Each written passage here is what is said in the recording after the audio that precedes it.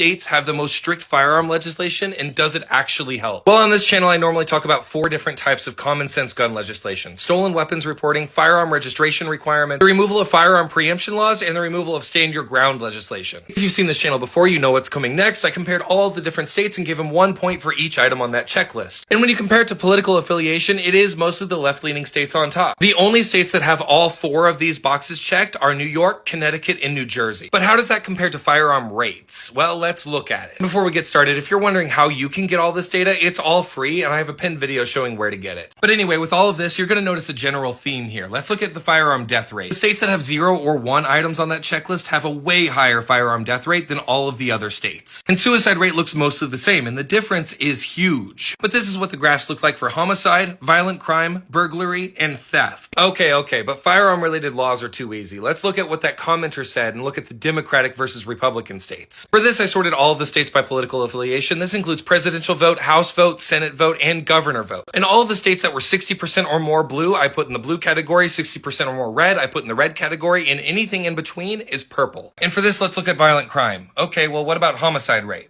Okay, well, what about breaking and entering? Okay, what about firearm death rate? And I can keep going. The list goes on. Firearm laws are proven to help prevent firearm-related crimes and deaths, and that's why it's important to see